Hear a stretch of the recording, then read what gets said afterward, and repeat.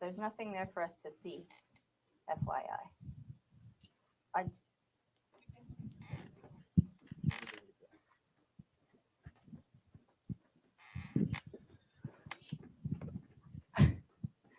Hi, folks at home.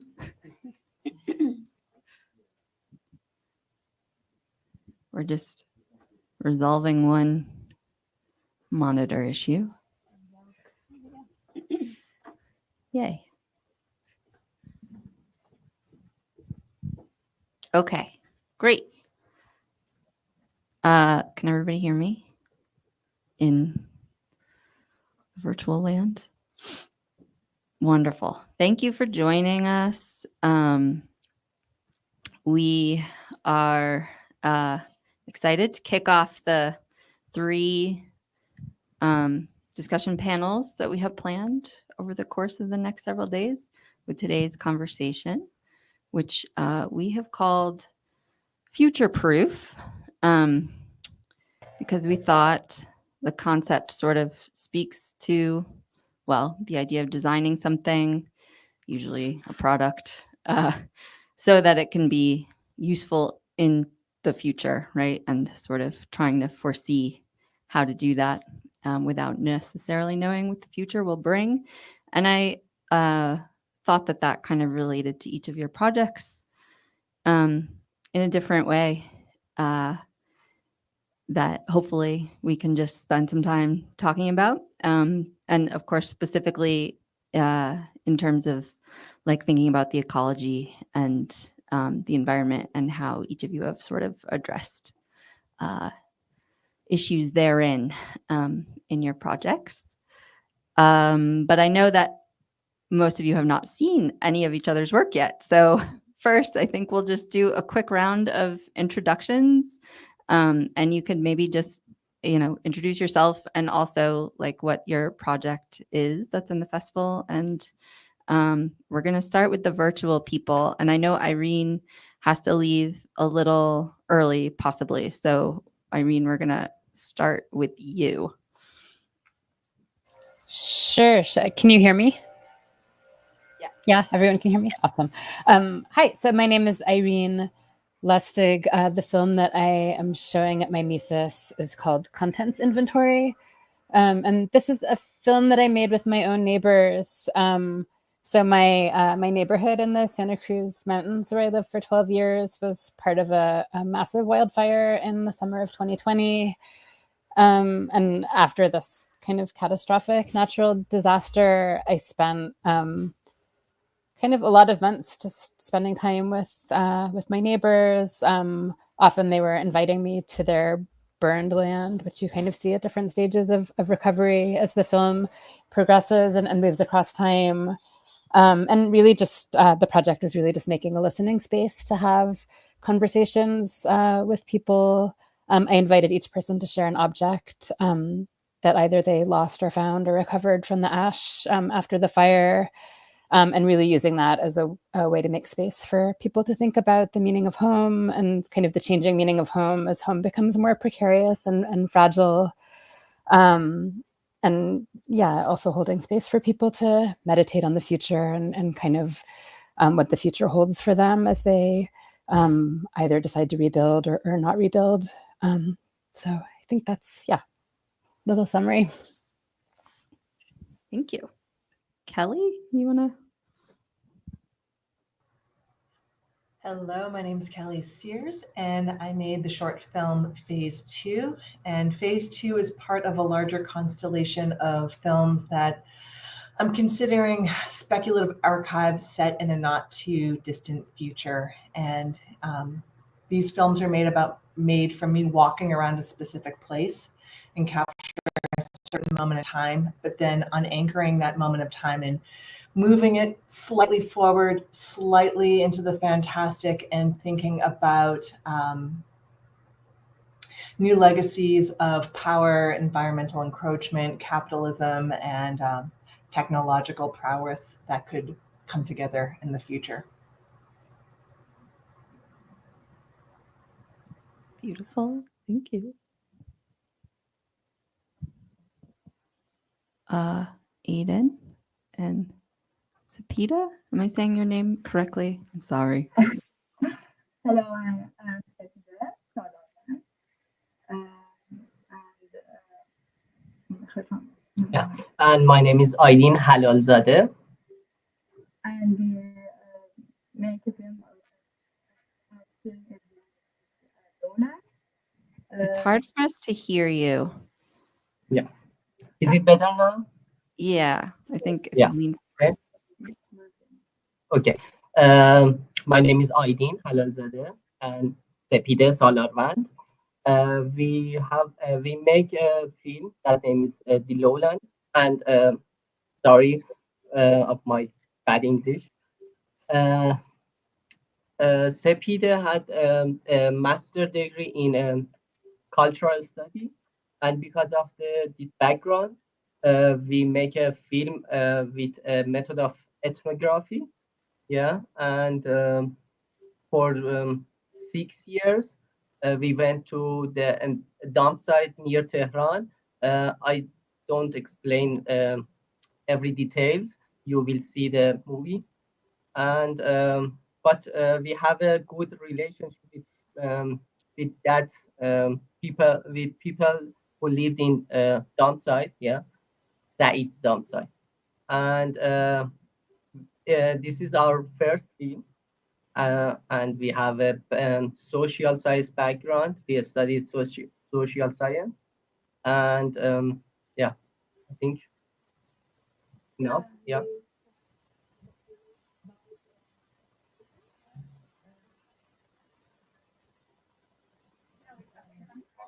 Yes, Sepida, we cannot hear you at all for some reason. Yeah, yeah, we can. Bad internet speed. Yeah, bad internet situation in Iran. Yeah. Okay. Why don't you come through loud and clear? It's just Sepida for some reason. Maybe. Yeah. I don't Yeah. Microphone? Oh, that's good. Okay. It's laptop microphone is here. I was saying that we concerns about child labor in Iran, and the childs in the lowland work in the dump site, and it's somehow something between recycling and the people who works there, and people was more we were more careful about them. Thank you. Thanks. Okay. And then we'll maybe just start Max and go in that direction down the line. Hi, everyone. I'm Max Ogans. I'm an MA candidate at San Francisco State University. And my film at Mises is called Seismic Properties of Cloud Computing, or just the seismic properties. I would say in terms of the future, I am trying to critique the notion sold to us by Amazon Web Services and Google and other cloud service providers that the cloud is something that is made in perpetuity and in complete security for people's data. And I do this by comparing it to the natural seismic properties of the place of a certain data center in Sacramento. Yeah, does that kind of answer the question? Perfect. Hello, I'm Carlene Maurer. My film is Puncture, and so it's a short, sort of textured piece that is thinking a lot about.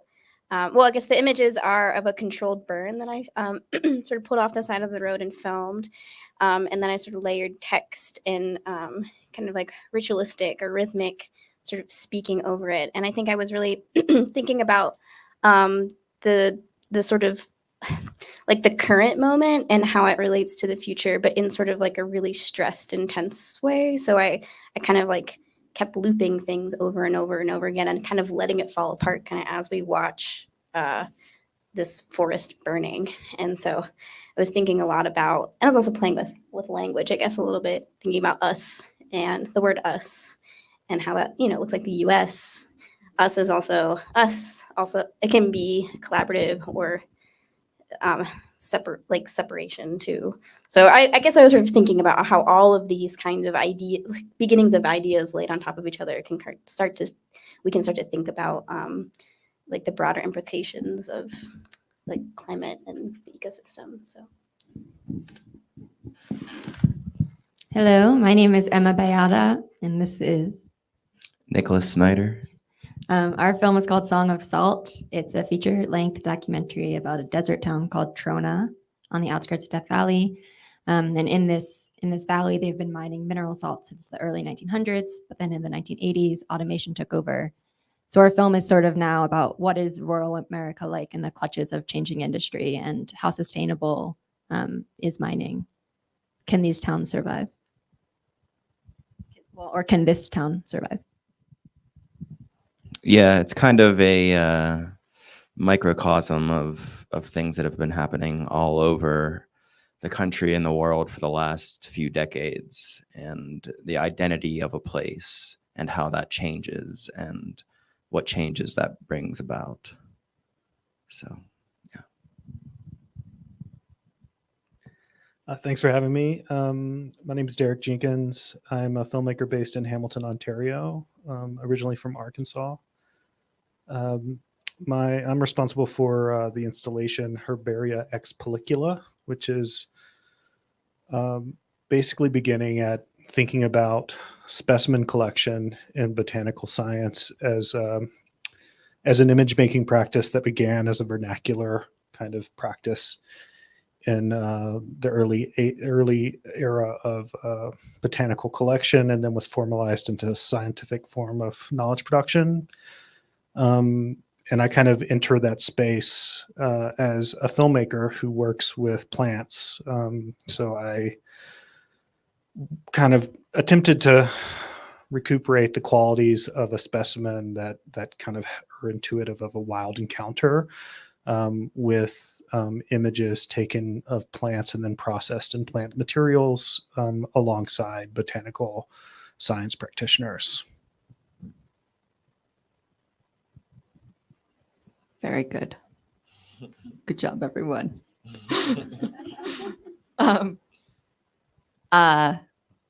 Well, Irene, I'm glad that you can stay, but I'm going to bounce it back to you anyway.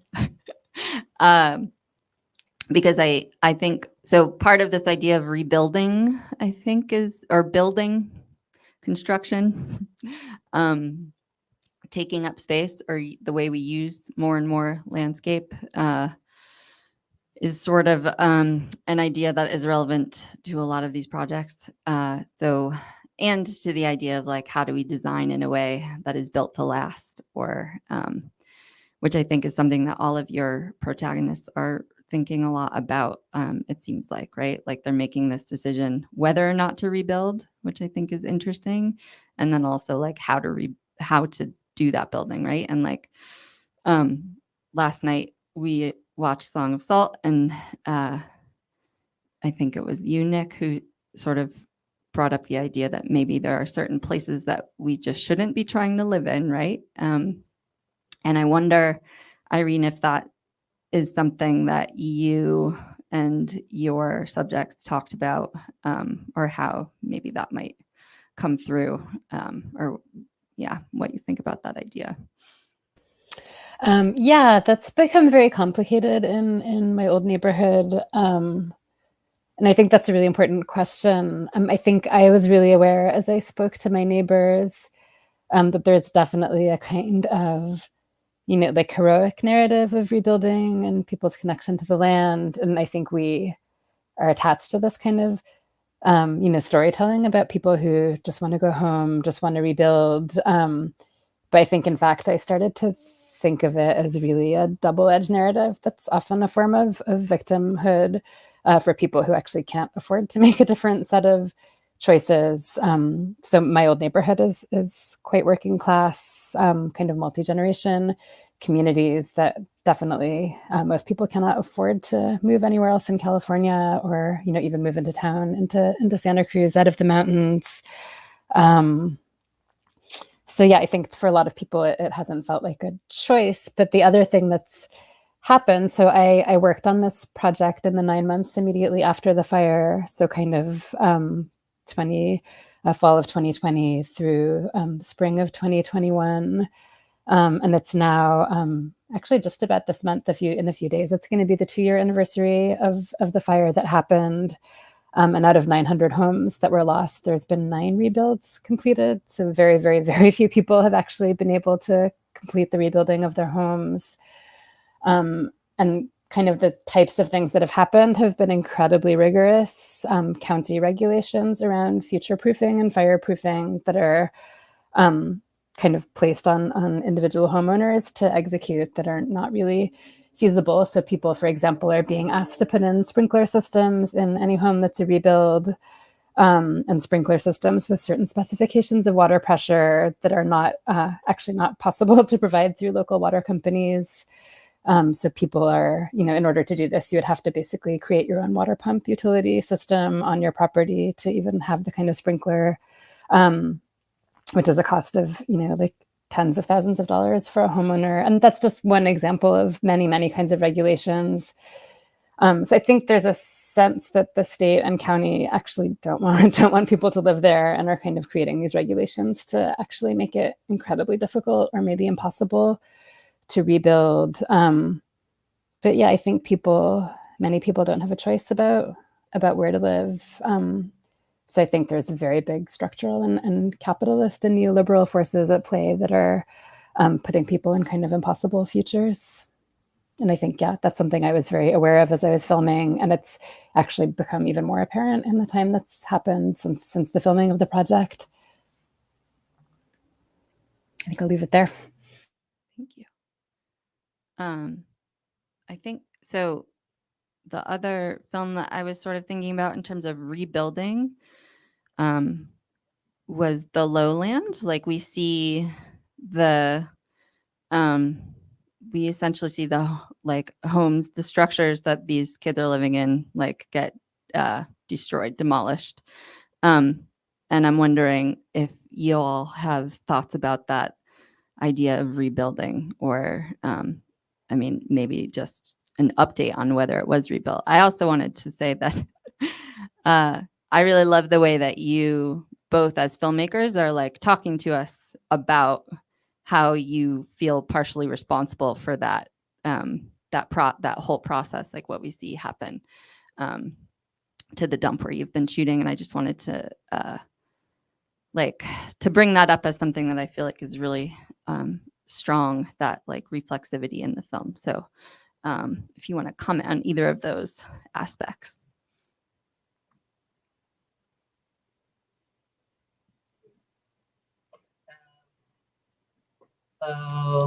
I think I can't hear you very well, but you asked about the idea, yeah? Right? I'm sorry, can you repeat that? You were breaking up a little bit. I think you asked about the idea of the film, yeah? Right? I can hear you very well, yeah. We are a very professional film, professional film, professional documentary film watcher now. We had the movie we had watched the movie in Cinema Verite in documentary festival in Iran. That name was Better Days Had Come. Yeah, I think it's a Russian documentary film about a girl who lived in a dump site near the Kremlin in the middle of the Moscow, and in that days we saw some children, some adults and children,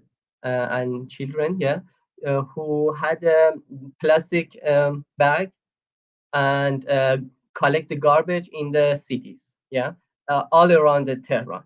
And it's not about the Tehran only. It's in many cities of Iran. And that days, Sepida,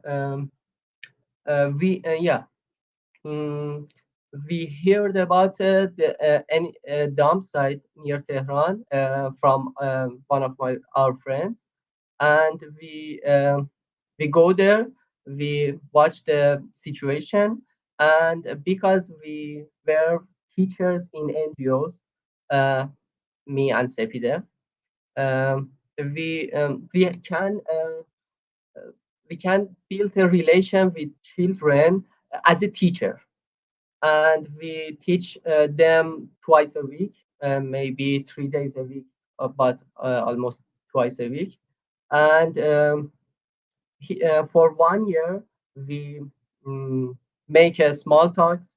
We we talk about everyday life, and we our concern is their situation, how they understand their situation, how they understand their work, and how they feel live in Iran. And Sepide choose ethnographic method, and yeah, we can. About rebuilding,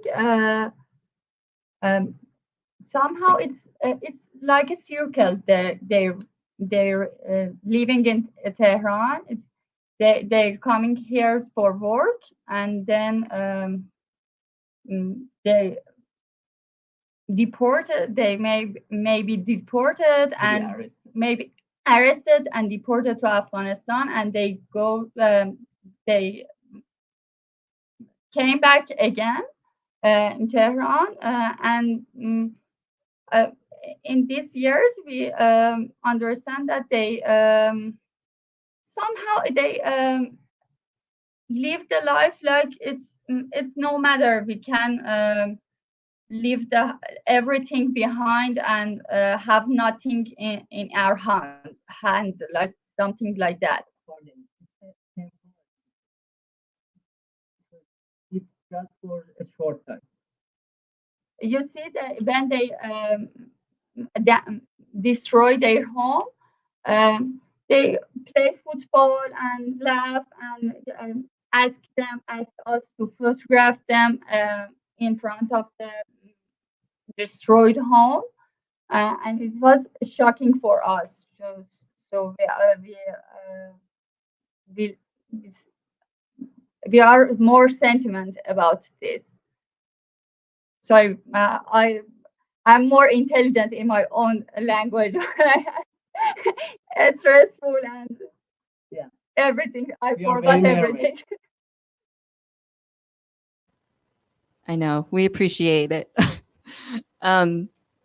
Yeah, the relationship of like people to their things, I think, is really interesting too. Like across, your two projects, contents inventory, and a lot of these other works. The Lowland really makes me think of this. I don't know if y'all are familiar with this performance artist. She became the resident artist of the New York City Sanitation Department in the 70s and has been working with them ever since.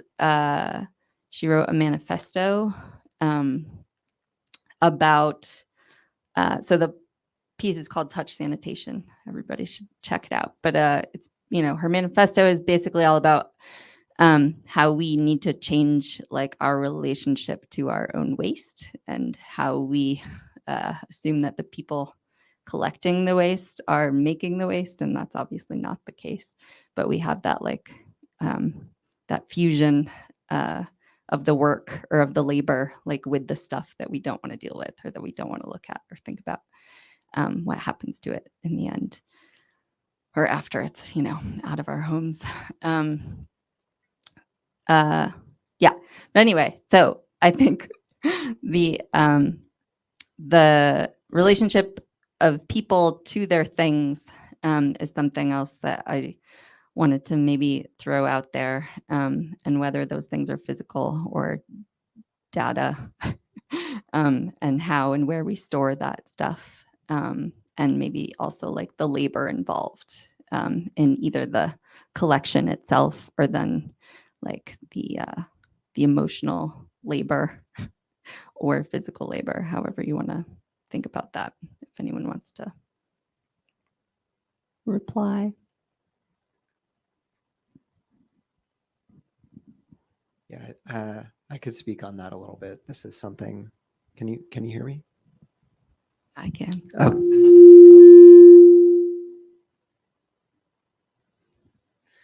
Okay. Well, I'm gonna talk anyway, and hopefully I don't get too close again. So at any rate, I think speaking on data, one thing that I would argue is that in a lot of ways it is physical. We interact with it in a physical way through our screens and computers, and it tracks us much in the way like a cinematic apparatus in the kind of original tradition of that idea would track us. So it interpolates us much like cinema. We edit with it with our hands. And another thing that I would say is that it is physical in terms of its infrastructure. And that's what drew me to the data center in the first place, because it was a place that was in the process of being built and at the same time renovated, expanded as a satellite to a number of other data centers that hold, I mean, who knows whose data they hold, but I know that they do hold data from the federal government at the very least. Yeah, I think I would encourage us all to think of data infrastructure and data itself as something that we can kick and something that we can manipulate. So that's what I would say about that. For those of you who've not seen our film, it's about a town that is kind of fading away. People are moving out.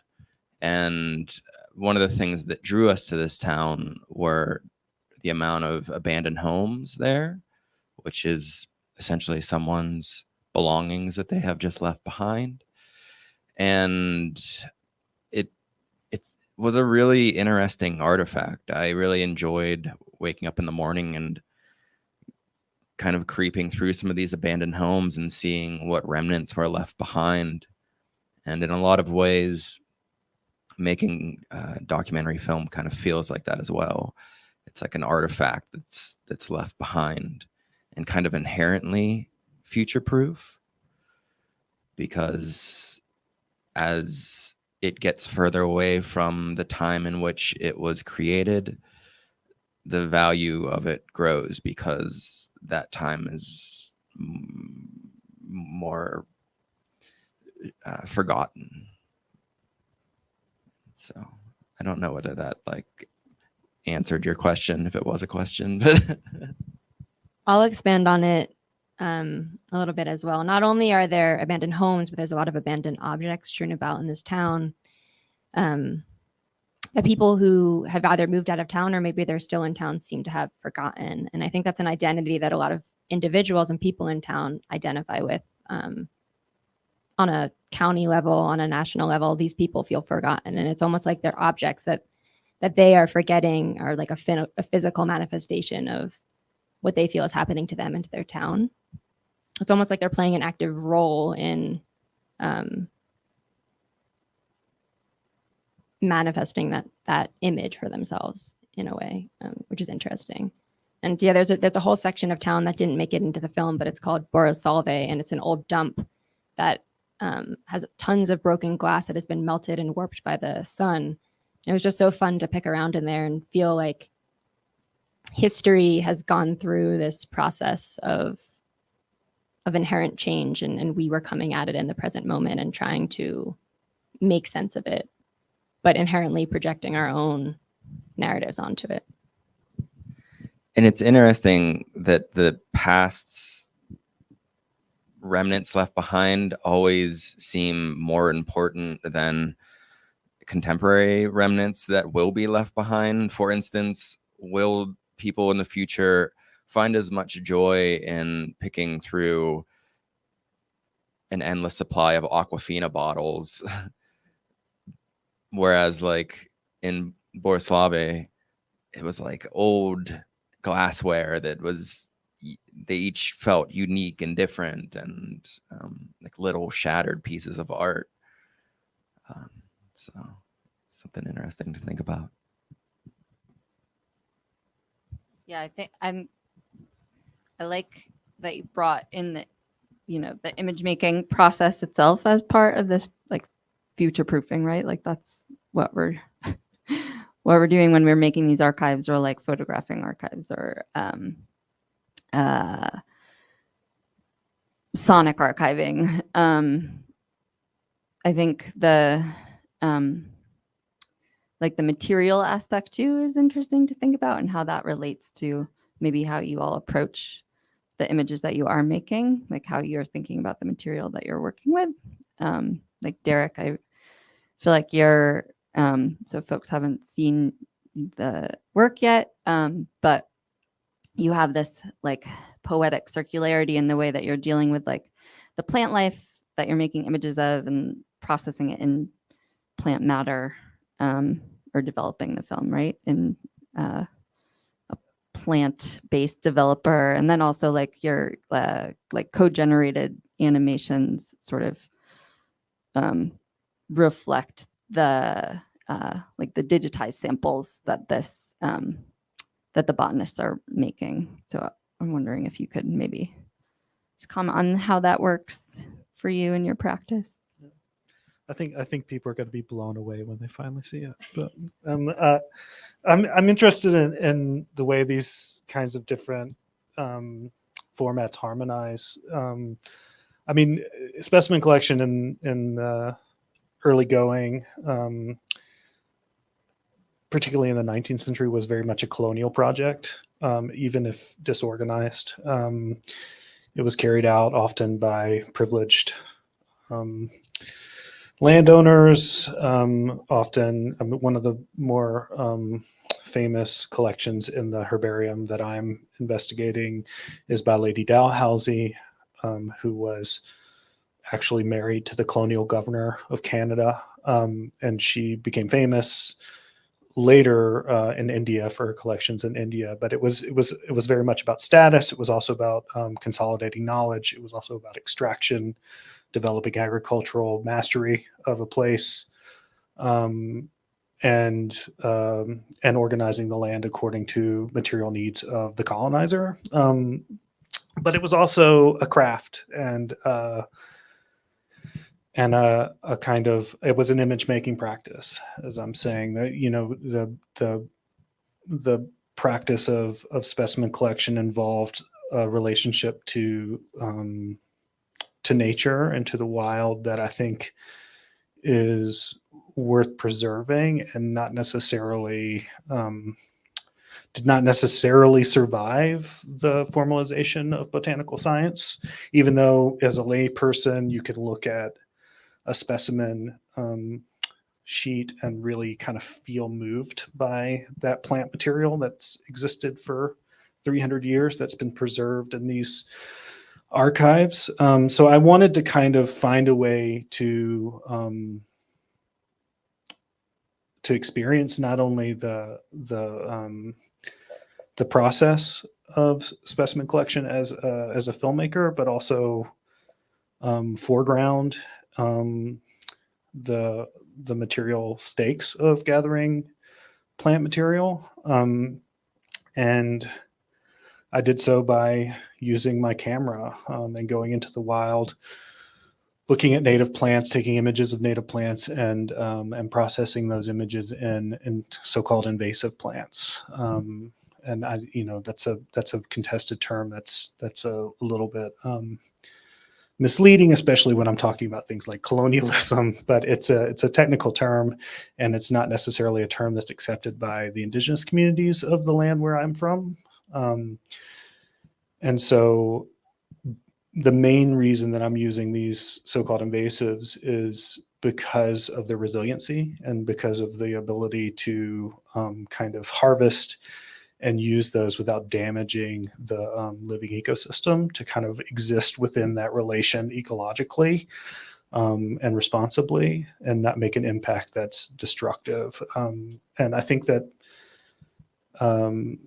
the project of botanical science over the last couple of centuries has certainly been one of enfrainment of colonialism, and it's currently kind of working against that. This process of digitization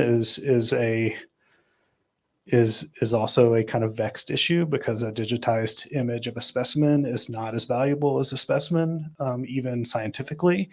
It reduces the specimen to its function as a learning tool, or as a kind of record, rather than as something that we can actually glean information from. Modern processes scrape molecules from these plants and learn about the ecosystems of the day that they were gathered. They learn about the way things have changed over time. So there is value in the object that was not necessarily apparent when the practitioners who went into the wild gathered them. It was, for them, it may have been more about kind of status seeking, knowledge consolidation.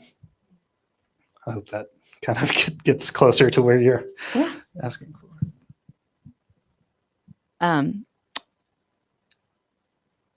wondering about how folks think about, I guess, landscape maybe in general as part of your practice, or like these specific projects that we're showing in the festival. But maybe if anyone wants to talk about, I mean, I guess maybe I'll start directing this at you, Kelly, because I feel like the work phase 2 that we have, I can't help but think about Robert Adams' New West.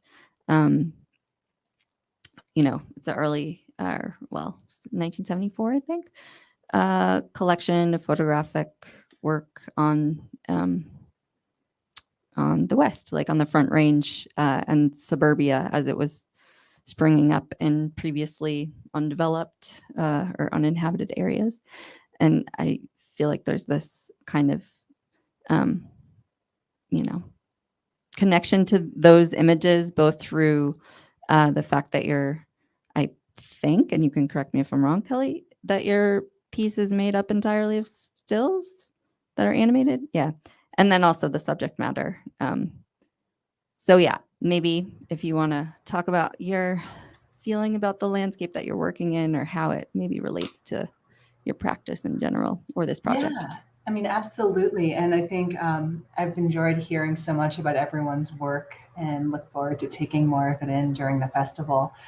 Phase 2 is made out of thousands of images that are taken from largely walking around my city of Denver. And this is not a unique phenomenon, but Denver is going through rapid development. At one point, we had more cranes here than anywhere else in the world. We have crane cams. We can watch the cranes everywhere. But that's not unique. That is kind of where a lot of money is going into development. And you hear so much about, like, well, here's the new affordable housing options. But in terms of the larger ratios, like, that's not really what's being built. And I took a series of just walks, sometimes with friends who live in these neighborhoods, sometimes alone, but just kind of around the perimeters of all the areas where this is kind of overnight, high-end high-rise, like this is not necessarily affordable housing, was going up. And, even over the course of a few months of taking these photos, like the landscape changed phenomenally. And I didn't just photograph the areas radiating around Denver's downtown. That's not where all the construction's happening. Denver has all these pockets of undeveloped land right around the perimeter of the city. And so I took some drives out towards the airport, and there are all these like rapid developments going up there, not affordable either. And so I really just started to think about as I was walking around, like what other kind of narratives started seeping into my head of this landscape. And, you know, it quickly, a story developed about that real estate developers were deploying sonic weapons, which we've seen at protests over the past few years, long-range acoustic devices to disperse crowds that are these weapons. You have no choice but to flee. They make you sick. They are unbearable. And so I started kind of putting together this next layer of real estate development, right? When like, what if neighborhoods don't choose to leave, you know, and having this more militarized approach to clearing long-term historical immigrant communities or just long-term communities to build these new buildings. And in terms of landscape, like it's a very present landscape, like that's kind of, you know, thinking about the development, that's what's happening there. But I was trying to think about this not so far off in the future, and like how does the profit and how does development get even more aggressive moving forward? And so this science fiction story sort of has one foot in nonfiction and one foot in speculative fiction. And it's, in terms of the landscape, you know, and what you brought up, Sarah, like I think this isn't just a new phenomenon. You think back to Colorado's history with settler colonialism and just widespread genocide, and kind of all these different ways that that has shifted over the years. We're thinking about covenants in the housing built in the 1950s, and kind of all of these approaches to housing that have exclusion and eviction and extinction built into them, that is so part of the landscape that we're all sitting on right now. Thanks.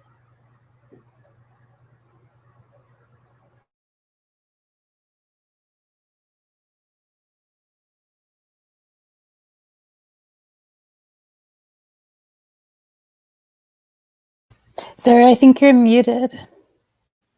Oh, there.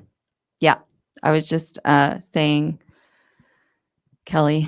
Yeah, the suburbs that, you know, Adams was shooting are obviously in areas that like we thought of as empty, untouched landscape, right? But or we would have, you know, called uninhabited, like I just did, but not necessarily the case at all.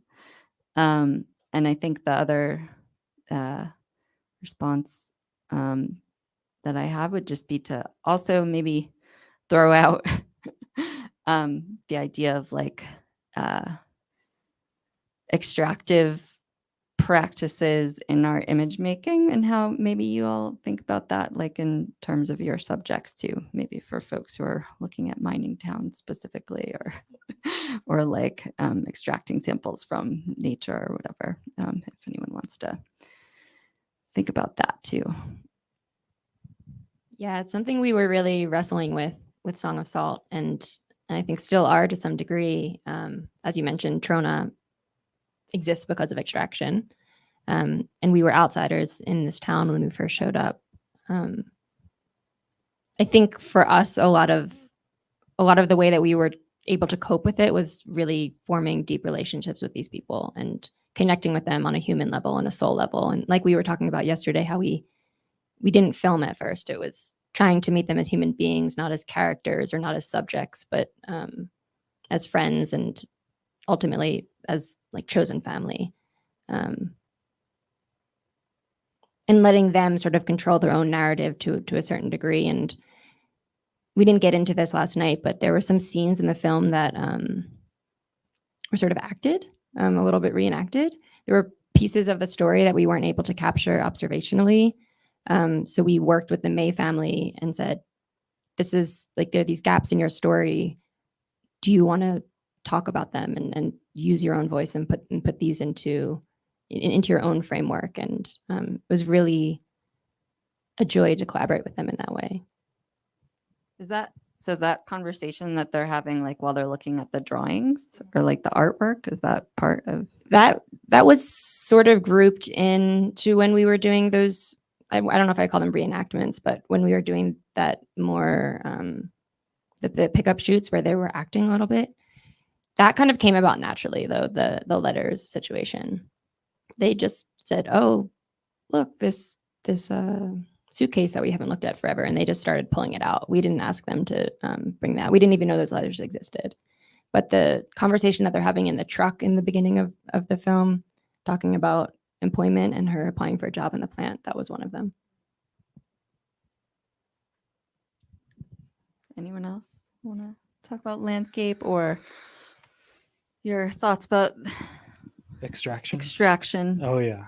Oh, I mean, one of the benefits I think of foregrounding process and the film I'm making is, and the image making process is that I can't hide from certain things about what I'm doing.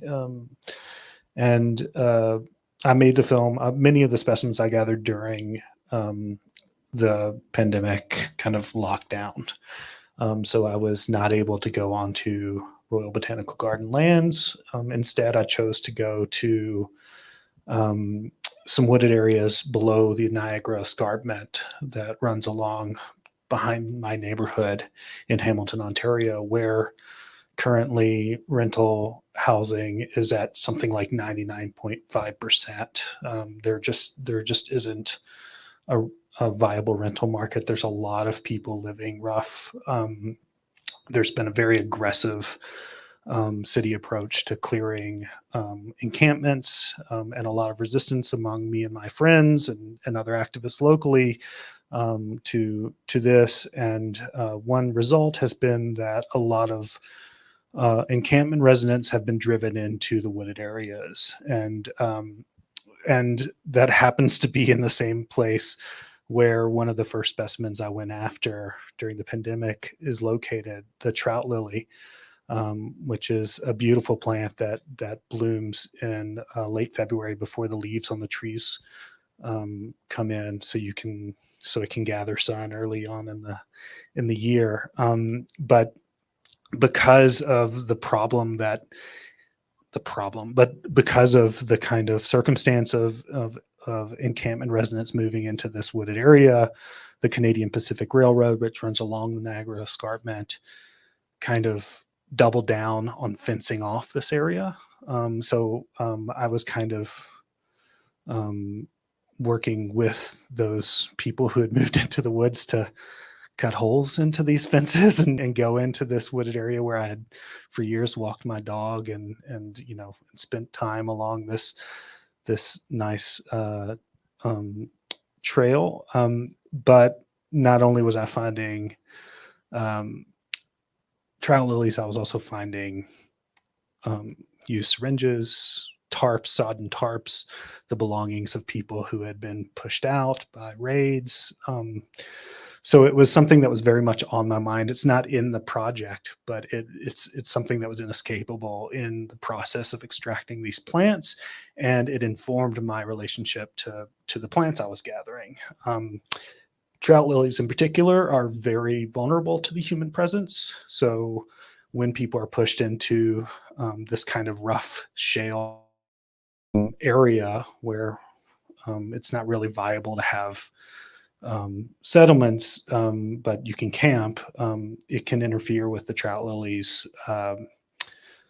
reproductive cycle, which is about 5 years. And a hole in the colony of a trout lily's reproductive cycle can kill off the entire colony. And these colonies have been growing along the escarpment for 300 years. So it's it was a constant as I was making the film, and it's something that's kind of, I feel like, is in the bones of the work in a way that may not be present on the screen. But my filmmaking is very much about the process of making the film, and I often kind of build that into the way I speak about the work and speak about the image making that happens. And it's one of the reasons I think that this recuperative act of kind of foregrounding the process of specimen collection rather than the product of specimen collection is important.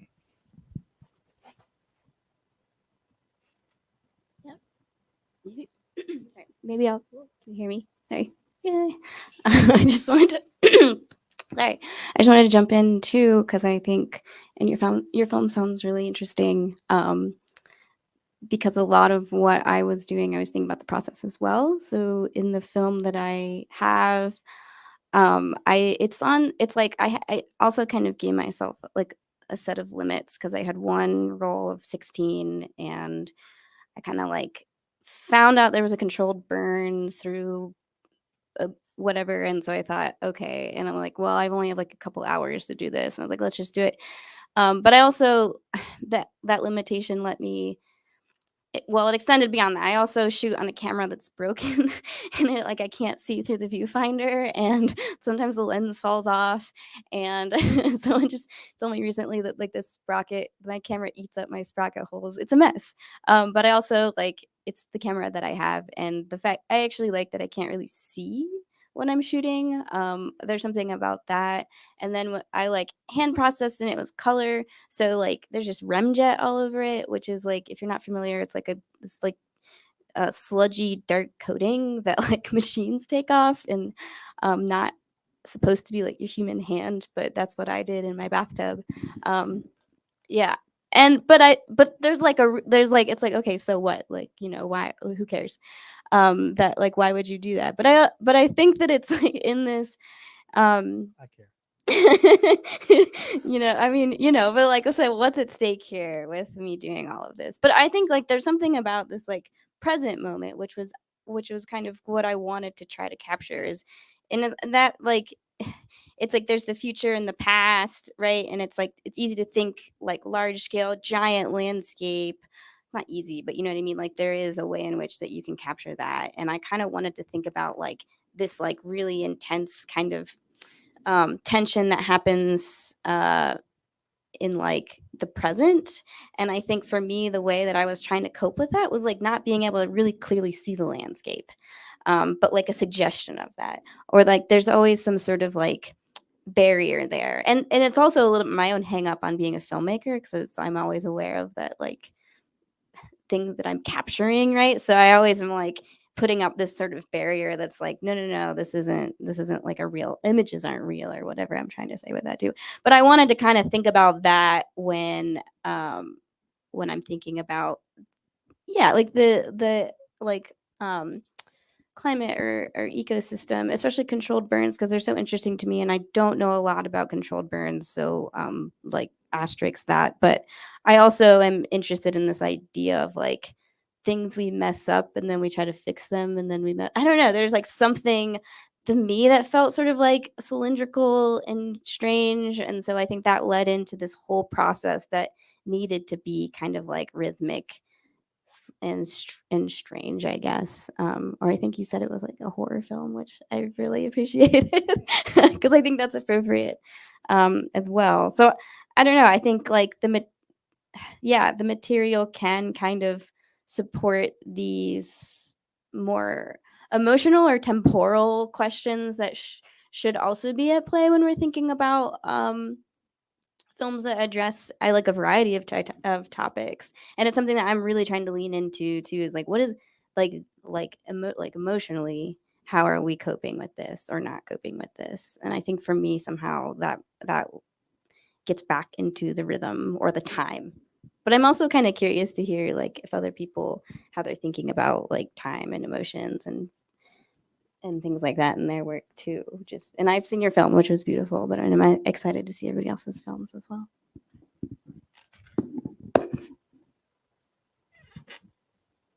Any thoughts from folks? Yeah, I can jump in. Just that term extractivist and thinking about extraction is actually something I thought really kind of constantly about as I was filming in my community. I think after a natural disaster, kind of the first thing that happens is there's this incredibly rapacious, media presence that's there to kind of document ruins and document devastation. And I think one of the things I thought really hard about is how, am I also making ruin porn? What does it mean to film in the rubble of someone's burned home? Is there a way of doing that that's kind of less extractivist or less exploitative? Another thing that happened immediately after the fire is people not from the mountain community, but from kind of Santa Cruz or surrounding areas would drive into the mountains and drive by and take pictures and kind of make, it's very visually spectacular to see a burn landscape, which I think actually the artery between Boulder and Denver kind of looks like, still looks like what it looked like up there. So I think, yeah, you all know. So there is this kind of consumptive image making, right? That's of ruins and kind of spectacularizing ruins and spectacularizing ecological devastation. And it felt important to me kind of not to work inside that space or not to reproduce those kinds of images. And I felt actually very ambivalent, especially the first time I drove out to the burn area, which was a little bit off the main highway. So not an area that you would see when you're just driving through. Yeah, and I think for me, the ways to think around that or with that, we're thinking about collaboration and kind of what it means to be invited to someone's land, to make an image with them together that's also meaningful for the participant. I really thought of the project as kind of a co-created project made with my community and my neighbors, kind of rather than a film made by me looking at their land or their homes. And then I think duration and time felt like the other really important element that I was working with. So kind of, again, there's a way with this kind of media documentation of natural disasters that there's this kind of rapid news cycle where it kind of moves to another disaster very quickly after something happens. And that actual temporality or time scale of recovery is, it's months or years. And so something about just staying with the land and staying with the community and people for 9 months rather than a week felt like it really, just important commitment of the project to really kind of stay with it over time. But I will say I never, ever would have made a project like this if it were not actually my community. I would have felt really actually repulsed by making an image of someone's burn land if it wasn't a community that I was already part of. In regard to the piece on time, we made our film over a period of about 5 years and filmed with the community for about 3 to 4 years, something like that. And didn't necessarily do that with the intent of watching the landscape change around us, but it just happened because it's happening so fast. And also certain natural disasters kind of expedited that process. So there was an earthquake that happened while we were filming there. And so when we first arrived into town, unfortunately, their only grocery store was a Family Dollar. And as sad as that sounds, it was even sadder when that Family Dollar's foundation was cracked by the earthquake and there was no grocery store there for this community at all anymore. So it was really a unique experience to be able to witness their lives change with the years and with the weather. And it played a big role in how the film unraveled. And I also think that time for us did a lot in terms of building trust with the community. It was after going back year after year, they're like, "You're still here? Wow, you must really care about us." But it was also a privilege for us living in Los Angeles to go to Trona for 3 days and then be able to go back to our house in Los Angeles and have a grocery store. So there was like a tension between the time that we filmed, we were working on this project for 5 years, but the time that we spent in the harsh environment of Trona was in short spurts. And I don't know what it's like to live in Trona for 5 years or my whole life. So, go ahead.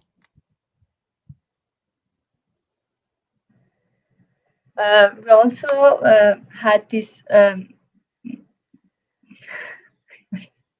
We also had this experience like you, and we were our film take place, I think, 5 years, and we were 3 years we were going to that dump site. We said good in Farsi. And after each day, I think about that. I go back to my home and I have a warm bath, and I can, I can wash away the day, and they can't, and they would stay in the garbage land. It was so hurtful for us to making film about them, and in somehow we want to do not do that, and we consider that we could speak about it in the narration of the film, and talk about that, and to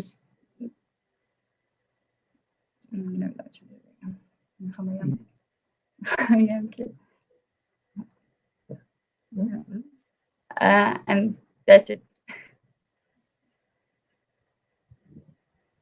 Thank you. So it's 11 o'clock. I just want to open it up if anyone has questions or comments, or if you all have questions for each other. Any thoughts that anybody wants to share? Now's the time.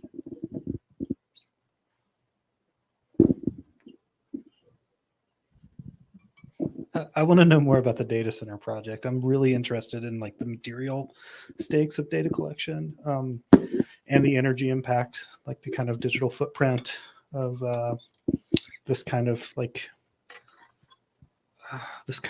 the scale of data collection. Was that something like that went in? I mean, I haven't seen this project. Was that something that went into your kind of conceptualization of the project? It seems like it, from what you've said so far, it's important to you. Yeah, thank you for the question. And yeah, the scale was incredibly important to me. And this is something that I only represent visually in the film. But there is a kind of a fourth promise that I discovered later, of data from the perspective of these providers. And it's that there's zero emissions. And I'm kind of working on a subsequent project that actually deals more with extractivism. I'm really glad that you used that word, Irene, just because extractivism and as it relates to mining and the use of natural resources is so connected to what we do as filmmakers. Those technologies of photography and extraction rose together in the Industrial Revolution. So on the subject of the material, I saw a lot of potential in that data center and in the photographs of it, for maybe what I would call a non-extractive image, a surface image, thinking on the photographic image as maybe a type of gathering rather than a type of sowing or mining. So that's the kind of approach that I pursued as I looked at this data center. And I was met with responses that actually limited my field of view at the level of surface. It is a federal property built on a former Air Force base. And so you're not allowed to film on it. And they don't tell you this because people need to go to work at their jobs at Amazon warehouses and at data centers and at other places on the campus. But in a way, you're not even really supposed to be there unless you are authorized by your work. It's interesting. It's like the industrial meat production, that it's also illegal to take images within an industrial meat production complex. And it kind of like, it seems like to perpetuate this fantasy of capitalism of the brain, as Juicy Barika talks about, like this idea that it's not attached to material circumstance, that it can that it can exist beyond extraction, where, you know, the chips that we're using are obviously a result of mining, but also like the energy output that it takes to kind of to support the infrastructure for this is really interesting. I'm excited to see your film. Oh, thank you so much. And you too. Yeah, one of the experts that I'm speaking to now for this kind of follow-up or continuation, when I asked him about that idea of zero emission, it's like on every page of magazines for data center companies, like kind of bankrolled by them. And he was just like, well, it depends on the metrics. And that gets back to the ideas of media archaeology, and the notion that data itself is not information, which you were kind of speaking about in the processes of botany and science. The material needs to be there, not just the data. I like the way you use B-roll sort of as a metaphor too. The data center is the B-roll of the cloud, right? Yeah, it's a bit silly when I hear you repeat it. I love it. Increasingly, as I was editing the project, I thought of it as kind of a farcical detective story, maybe like a bit cyberpunk or something, where the detective doesn't really know what's going on because they can only see what's invisible about the process of infrastructure. They're only allowed to see that.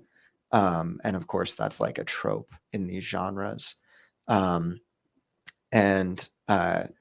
I think the B-roll thing is kind of a parody of that, that there is no beginning and end, speaking on duration, of the data that we consume, collect, mine, and interact with through our gestures, at least from the perspective of these providers. And so it changes the apparatus from actually something that disappears to an architecture that we kind of live on. And to kind of go back to Benjamin, like cinema as architecture, as a light switch that we turn on, ignoring all of the infrastructure around it. Yes, Tiff.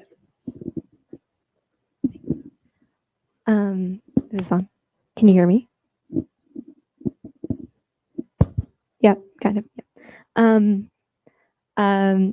Max, I wanted to know if you could talk a little bit more about. I can't hear you. Okay.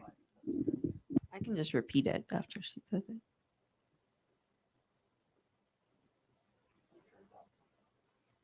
Got to keep it on. It's very finicky. Is it going to work? Hello, Mike. Check 1 2. Check 1 2. 1 2 1 2. Check 1 2. Try it. That.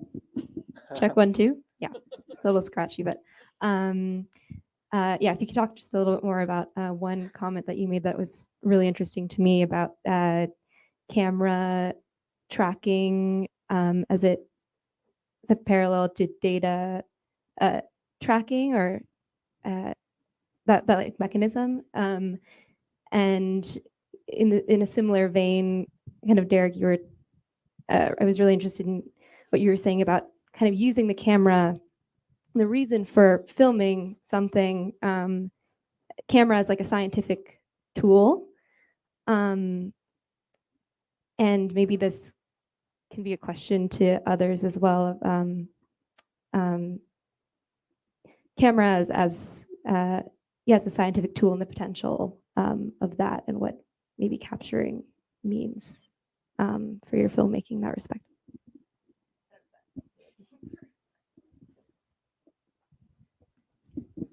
go first. Just speaking to the camera as a scientific tool, obviously, like there was all these anxieties when cameras were invented that about like hyperindexicality, right? Like that we would be able to kind of like we'd be able to kind of turn existence into like this hypermediated space where we can record everything, and there was something very anxious about that kind of intuition, and I mean, we've learned over the years that that's, you know, we've problematized that kind of anxiety over the last 100+ years.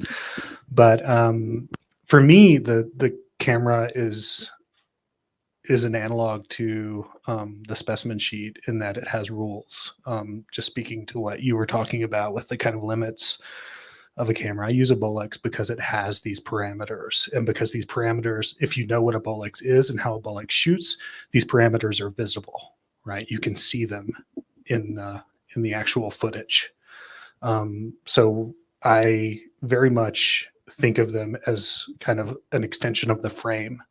If you're thinking about the specimen sheet as a frame, botanical specimen collections or botanical specimens have to kind of, they're disciplined within that frame in the same way that my camera disciplines them as I take an image of it.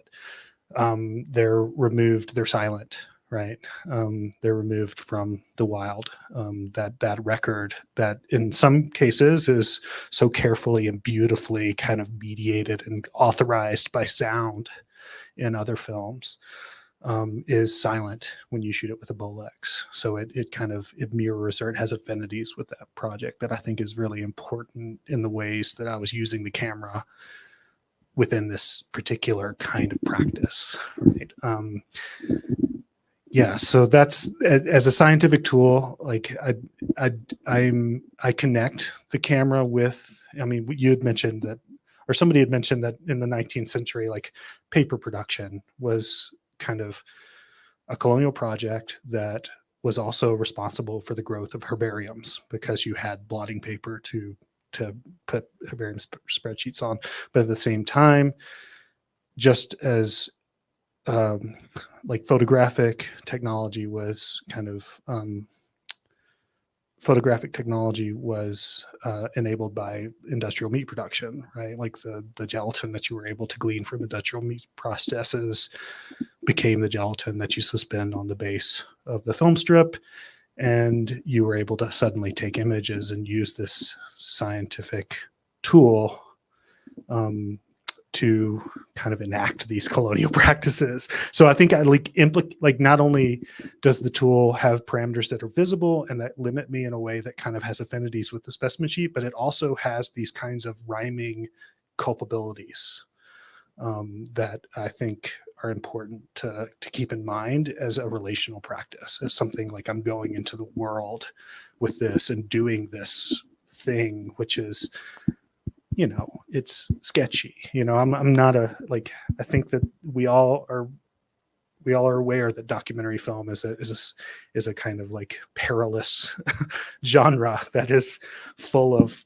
problems and like something you have to negotiate as an artist. And I think that having a tool that pronounces itself in this way helps me kind of negotiate that.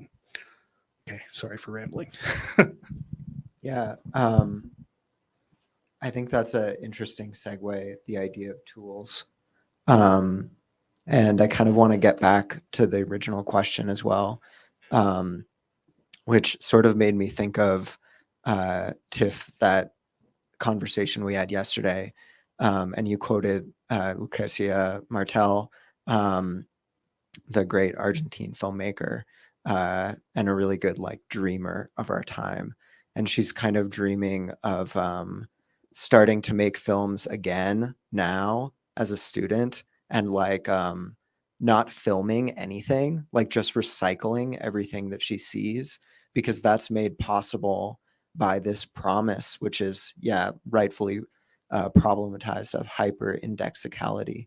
But I think that all of the problematizations of hyperindexicality are now being re-challenged by technologies of recognition, in which the camera tracks us, often without our knowledge, and our gestures online are tracked through technologies like cookies, and kind of bigger structures like cognitive neural networks.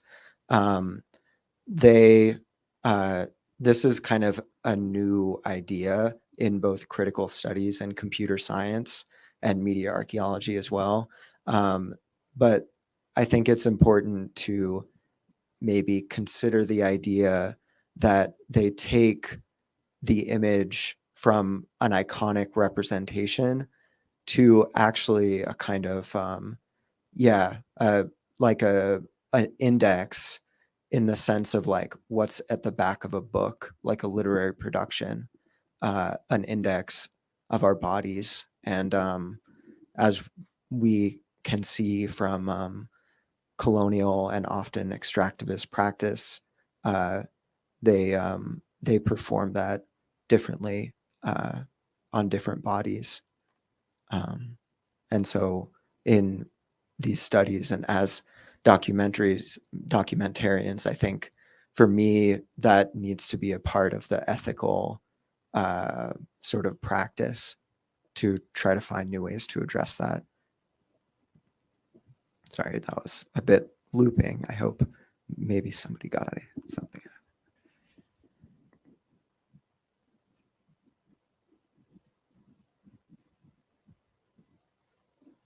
Any questions? Okay. I think that is a good spot to end today's conversation. Thank you all so much. Hopefully everybody keeps talking about their work, about their practice. It's the point of doing this, and we'll do it again tomorrow morning at 10 and then Sunday morning at 10. And hopefully you all have lots of discussions, of course, in between.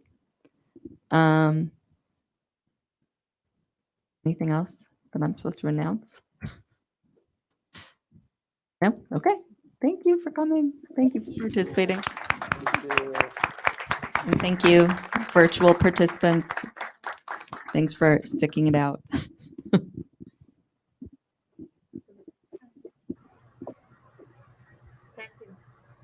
Thank you, guys.